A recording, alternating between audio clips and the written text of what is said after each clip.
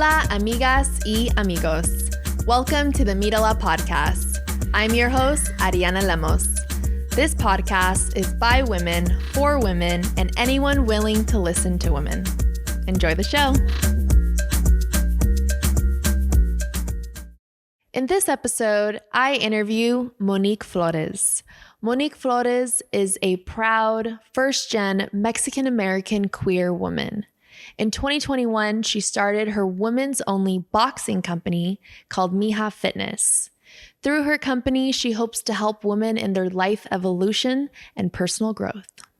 Hey, Monique. Hello. Thanks for having me. Absolutely. Well, I would just like to give everybody a little bit of backstory about you and how we met. We got to meet at the Walk House, and I was attending your workshop. And what was the name of the workshop, if you can remind me? It was a Wild Woman Boxing Workshop. That's right. And it's through your company, Mija Fitness. Yep. So why don't we talk about Mija Fitness, why you started it, and then how it got to the Walk House and how we met? Yeah, I mean, Mija Fitness was birthed from my just absolute passion of wanting to see women succeed, of wanting to be an advocate in women's lives. And I would say it continues to be fueled by, I guess, all the injustices that are done to women that, you know, woman has to walk out on the street and look behind their shoulders and just kind of be more aware. And so, yeah, it's fueled by wanting to protect women. And so all the women that come into the space, it's for them specifically. That's what Mija Fitness is about, is creating a space for women to come and feel like they can evolve, like for real in life, you know? And then how did you get connected to doing an event or a workshop at the Walk House? So I got connected to Tamika via another workshop that I was actually supporting with. It was a sound bath workshop and like inner child healing workshop that I was just supporting. I was, kind of like carrying sound bowls and stuff like that. And so Tamika and I started talking, and we connected, and she's like, oh my God, like Mija Fitness and boxing. And she's like, it'd be cool to get a boxing workshop in here. And so, we talked about how we can intertwine it with the goal and the purpose of Walk House. And that's how the Wild Woman, the really like bringing out women's rage through boxing came out with that workshop. And it was so special. And I'm so happy that you were a part of it. And I loved your energy while you were there. You really like took it on and, really ran with it the way I was hoping that someone would. Yeah, I really resonated with it because a lot of what I really enjoyed about the workshop was being able to release this warrior inside me, inside all of the women who attended, and express that female rage that we all experience, but we just don't see enough representation of, whether it's in media or even in our own households, right? Because it's like being a woman in this society, God forbid you speak out of line or you raise your voice or you exude this energy that's not submissive or silent. So your workshop was really powerful. We got to do a written exercise and you taught us how to wrap our hands, have a strong fist, put on those gloves. And you're a rock star. You're just like taking these punches from these women, but you're doing it in like a sacrificial way where it's like you're empowering them to feel strong. Yeah. You had your little jacket on and you're like, hit me as hard as you can. Like, give me what you got. I love doing that. And, I do that in my classes too. We put on the body shield, and some of the women are so timid. They're like, I don't want to hurt you. I'm like, this is for you, I learned how to take these punches so that you can give me these punches, and it's not like, I guess it's a little sacrificial in a way, but it's coming from so much love and like seeing so much power within these women. And the second you can really release that as a woman and not be shy about it, not be timid, not be worried about someone else, like, whew, I know you felt it. I know you felt it. I did. It can just really like release so, like even emotion. It can really, and I've seen it release emotion in women too that come through classes as well. Well, I think we're all just like holding on to so much, especially I think we store the most in our hips, right? Yep. But, you know, to be able to use our upper body to release that energy. Because, I mean, we have stored kind of stagnant energy all over our body. Absolutely. But, you know, being a woman and tightening up your fists and going into battle, essentially, right? Like if we're going to take it to there, but it's more so just feeling like you can. Yeah.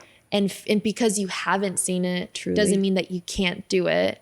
And it's like this belief in oneself that I can defend myself. And that especially in a society where it's predominantly male and, you know, male control and just like patriarchal and just how the system is completely set up for us to feel small, to feel weak. Yeah. And I think a company like Mija Fitness is awakening women to that inner warrior that's inside of them. Truly. And to release that rage that we all feel because we have a 28-day cycle and we definitely feel rage once a month. Absolutely. At least. Absolutely. And going back to needing to like defend ourselves, I get asked quite a bit, you know, is boxing a good form of self-defense? And I always tell people, no, it's not. Because if there's if you're as a woman, if you're feeling threatened, typically it's going to be from a man. You know, our biggest fears, men. And so if a man is coming up to you on the street or wherever it is, they're not going to be coming up to you with their fists up saying, show me your hands, you know, like let's throw hands right now. It's going to be in a way where you're probably not going to be seeing them. It's going to be like a swipe type moment, you know. So with boxing, it's less about that self-defense. It's more about that confidence that you build within yourself, right? It's about that, wow, like I actually can throw punches. I can fight back. Even if it's not landing, if it's not this, at least I'm throwing punches. At least I'm kicking. At least I'm screaming. I'm not going down without a fight because I know I'm worth more than that. So that's really what boxing, that's in my opinion, that's how boxing helps women is like this confidence boost of like, I can, and like your chest starts to come up. I've seen so many women come into the space all timid and like, you know, like acting all small when I know they're not, you know, and really coming into the space and watching them blossom. And I'm not saying it's because of Mija Fitness that they turn into this like, you know, warrior, like it's, I wouldn't give it all to Mija Fitness. I would say that for a woman to walk into the space, there's already something shifting in her head. There's already that conversation within her body, mind, and soul that something wants to change, something wants to be different within them. And so I think what Mija Fitness does a really good job of doing is encouraging these women to evolve, encouraging these women to take their stance, to create boundaries within their families, within their lives, within whatever it is, you know, especially as Latinas. There's a lot of Latinas that come through the space. It's open to women of color, but there's a lot of Latinas that come into the space. And honestly, like boundaries and family can be having boundaries with family can be a very powerful thing. And so seeing women come in and just saying yes to themselves, that small, tiny shift is honestly the biggest thing for each person individually. And I think I just went on a tangent, but it's truth and it's powerful because I even felt that. And I am in now a place in my life where I'm establishing boundaries with all the people in my life, my parents, my siblings, my coworkers now, and my employees now. Like I think when you can set the standard and let people treat you how you treat yourself. And if people are going to devalue you and treat you anything less than, you need to use the voice that your higher self, your goddess self has given you. Yeah. And as women, we've been taught it's been God, but it's actually goddess. Because where does God come from? Comes from goddess. Where does man come from? A woman, actually, right? The divine portal. Yep. We've just been so programmed to believe in this like higher power of a man to come and save us. Yeah.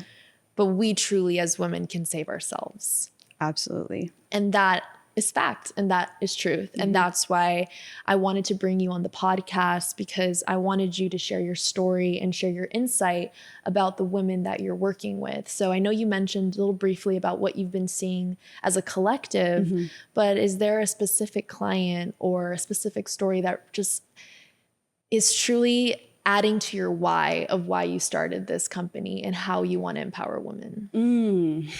There's a good amount. There is one client specifically who has really been through so much, and her coming into the space, you can see it. You can see that she's carrying some things, and getting to know her a little bit more. She's definitely on the newer side, but getting to know her a little bit more, it's just so much deeper than I ever thought. And of course, I'm not going to sit here and put her business out there, but what this beautiful, powerful woman has been through really like touches my heart in so many ways. Like I just want to like hold her and just be there for her. And she shared with me that when she does certain punches, things come up for her, and she doesn't know how to show up in the space when that's happening. She doesn't know how to be in the space when that's happening because there's so much going on with her.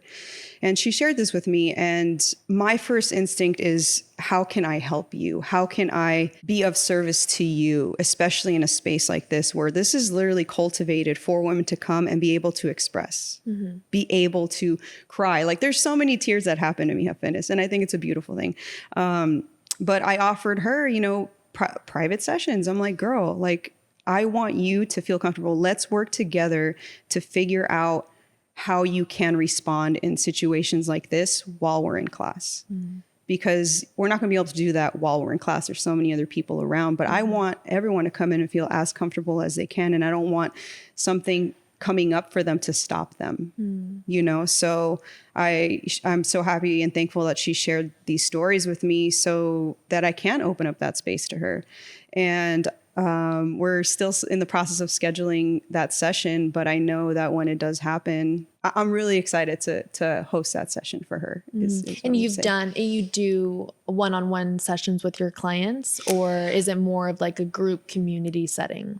I do one-on-one sessions, not as many as just the group settings. It's like, I guess, a different booking, but I don't think I've done this quite yet where I'm like, no, like, it's more emotional. It's so emotional. And don't get me wrong, like as a trainer, and I'm sure many trainers can relate to this, you do kind of turn into a therapist because especially in the one-on-one sessions, especially, you know, these women are going through a lot in their lives, and they're also, especially with boxing, you're out here throwing punches and releasing these, whatever you're releasing, and things come up. And so there have been sessions in the past where we literally just talk for the hour. And more, you know, because that's what's being called. And it's really just kind of more like an, I guess, active session where whatever you need, I'm here, you know, like, I'm not going to be like, nope, like you sign up for boxing, we're going to be hitting mitts for this amount of time. No, it's very like, if you feel comfortable opening up to me, I am here to listen. I am here to, if you want advice, I can give you whatever I can.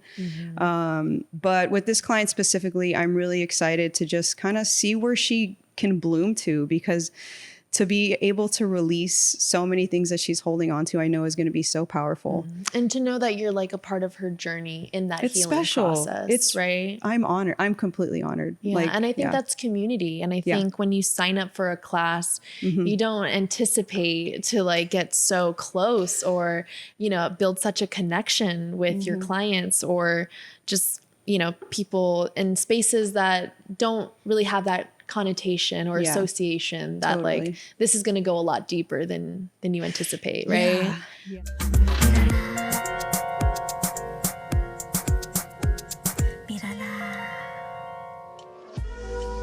Isabel Grace is a woman-owned florist business. Aside from making beautiful bouquets for every occasion, she and her team plan events to help you celebrate all of your family celebrations and milestones. From baby showers, birthdays, graduations, and weddings, Isabel Grace is a proud sponsor of the MíraLA Podcast, providing all of our guests their favorite arrangement of flowers.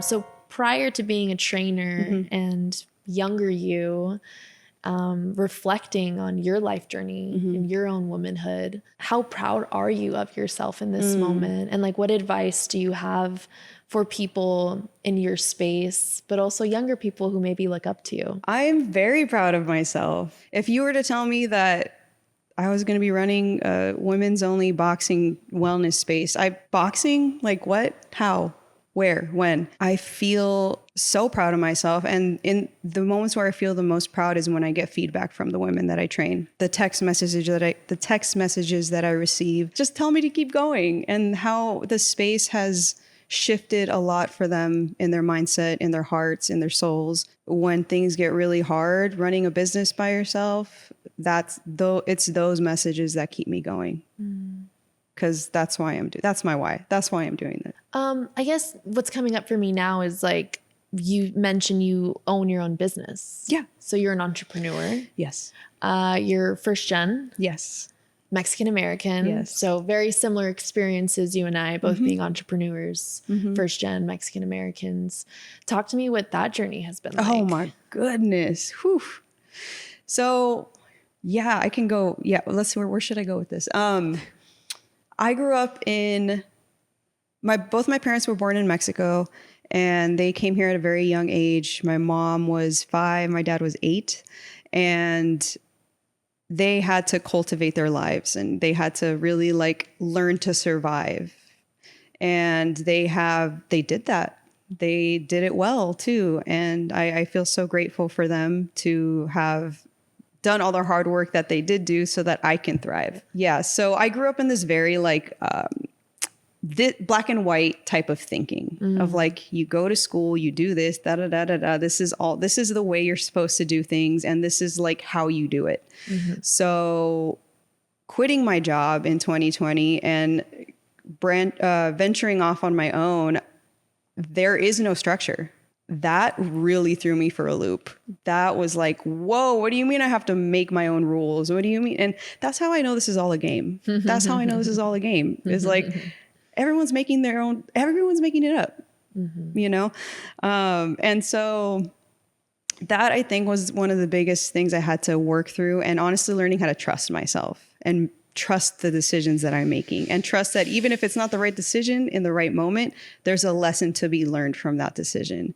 And I was taught that failure is bad. Failure is death. Failure is, all these negative things. And so I never wanted to fail.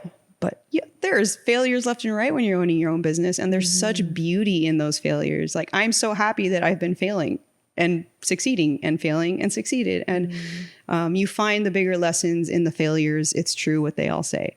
So yeah, the journey has just been so up and down. And that's why I say there was a time in 2023. Oh God, was that last year? Wow. Yeah. Where I did not know if Mija Fitness was going to keep going. Just things were not going well financially. The weather in winter was just terrible. It was so rainy. And when it rains in LA, nobody wants to do anything. Everybody's hiding. Right. So, and we have an outdoor space. So we had a tent, but there was holes in it and all this stuff was happening. And I'm like, this is going to fail.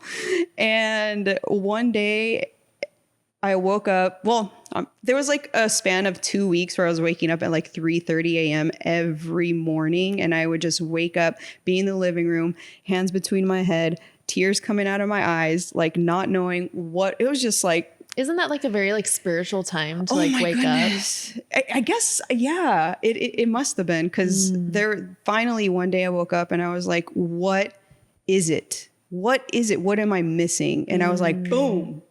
I need, like, what am I doing here? Like, why am I doing this? For the women, not for the money, not that I was doing it like to make millions of dollars, but like I was so focused on what I was bringing in financially that I lost sight of who I was even doing this for. And so I was like, wait, no, the women, like it's the women, like it's these messages, it's seeing them succeed, is seeing them come through the door and their eyes, brighten up, and like they're able to do these things in life. And so at that point I was running 3 classes a day back to back to back 1 hour classes, like 5, 6, 7 p.m. I was like, it didn't feel like a community. Everyone was in, everyone was out, in and out. And so I was like, that needs to change. So I extended the classes to be an hour and a half.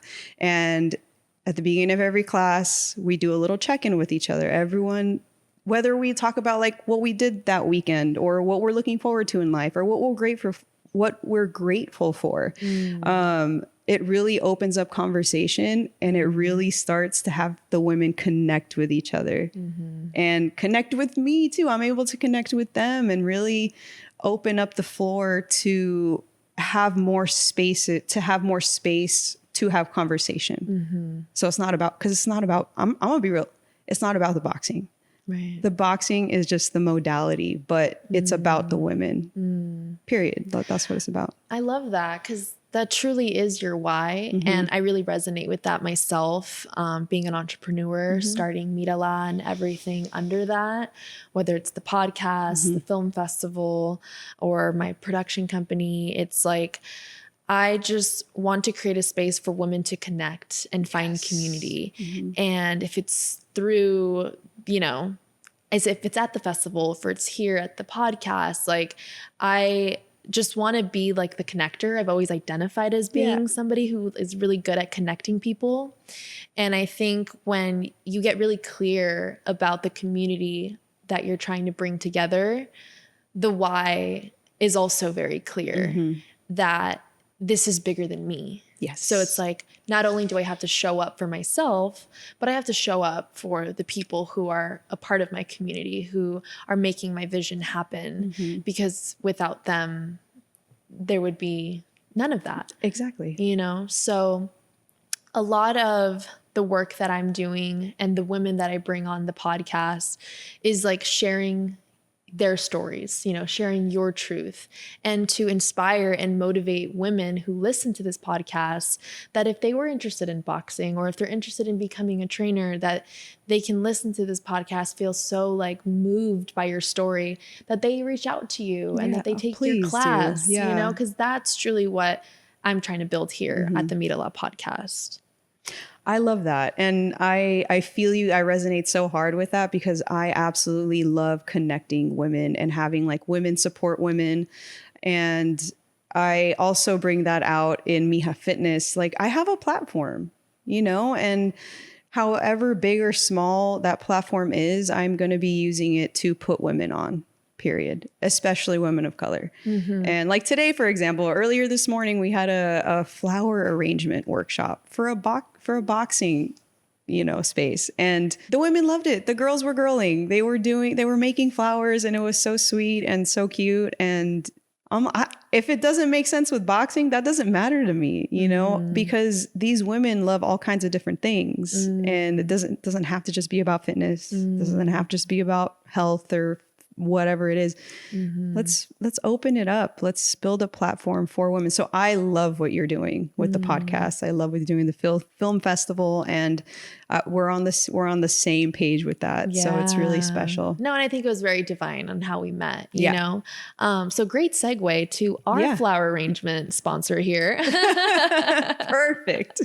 Love when that works out. So this is our sponsor, Isabel Grace, really good friend of mine. She's a single mother, and she started her own flower arrangement business, event planning business. And as she supports me, I support her. And today we got you your favorite flowers, which are sunflowers. Gorgeous. Which are also one of my really top favorite flowers. So I would love to know the connection or the story behind why sunflowers are your favorite. I mean, who doesn't love a sunflower? They love the sun. I too love the sun. And I just think that they're really beautiful. It's just a flower I've always really connected with since, I don't know, like my early 20s or so. I just found them so beautiful and tall. And so they're just really beautiful flowers to me. I love what you said about how they are so attracted to the sun. They literally turn to the sun. And we've been also taught that the sun is masculine energy and that the moon is feminine, but it's actually the opposite. Is it? It is. Enlighten me. Yeah, there were sun goddesses. Ooh. And one of the sun goddesses was actually It spelled my name without the A in the middle. Okay. So it was like sun goddess Arianna. Okay. Well, I just say Arianna. Yeah. But like, it was so cool to learn about that. I just finished up a book called When God Was a Woman. Wow. I don't know if you've ever read it or if you've ever heard about it, but that book drops so much knowledge about my womanhood, what my power means to me as a woman, my intuition, and just how we as women have been lied to for decades and centuries. Truly, yes. Like literally our ancestors were murdered and killed in the Holy Lands to send a message to the masses that a man is more powerful than a woman. And it's just... Which is mind-boggling because men can't create life. You know, they can't carry life within them. They're just, honestly, they're just scared of women. They're scared of the power that women have. And I'm not saying all men, but generally the patriarchy is scared of women and the power that women hold. And how funny that in this society, women are fearful of men. When the truth is, men are fearful of us. Truly. And that's why they exert whatever power they have, which is physical, because a lot of times they do have the physical power over us. And with that as well, I was just kind of doing some research about how women, these strong women characters in media have been depicted. You know, they're so emotionless. They never have a love interest. For example, like in She-Hulk, you know, she has to be, or in action movies, they have to be doing this like crazy dance of being so physically strong against another male counterpart, which at the end of the day, we know that is just not physically realistic. Right. But emotionally, we are a lot stronger. Oh, goodness. Yes. Right. And I feel like if that were depicted in media, of like our emotional intelligence, our intuitive intelligence, because that's truly like the realness and the power that we have. I'll give it to the men. They do have the physical. Yeah. They do have that. And they were created to assist us to be the hunters, you know, to help us procreate. But at the end of the day, we can't as women be lying to ourselves about the truth of it. And I think for me, growing up religious, and maybe you can attest to this, religion has allowed women and people to believe that they have to constantly feel shame and guilt. That like, that's like the baseline for just being a human being. That Catholic guilt, you know about that? Yeah. So if you have anything to share about that and like how you've detached from that ideology and found that power, I think that would be something a lot of women would like to hear. I went to Catholic school actually growing up. I did too. Yeah. So, you know, going to church every week, sometimes twice a week. And I started to not buy it. You know, just looking up to see what was happening, and it's all men, even the altar boys, and, you know, it was just all men. And it just didn't really sit right with me. I think I just had like a peaceful break within myself where I was like, I had a mental note with myself of, I'm going to step away from this. And you know, I love my mother so much. I got baptized in the Catholic Church, and that was not my decision. That was my mom and dad's decision. And I appreciate them for doing what they knew was right to do for me. But my mom used to tell me, like, you're Catholic, you know, you were baptized and And so I don't want to fight. And so I'm not going to like try not to say, not anymore at least, but like not say anything hurtful. But at the same time, it's like, no, this is actually my life. And I get to choose who I am and what I am. And I still believe there's a God. I still believe in God. Absolutely. 100%. It does not look like the way it did when I grew up. So, and I think it's very powerful to be able to step into your own version of what God is.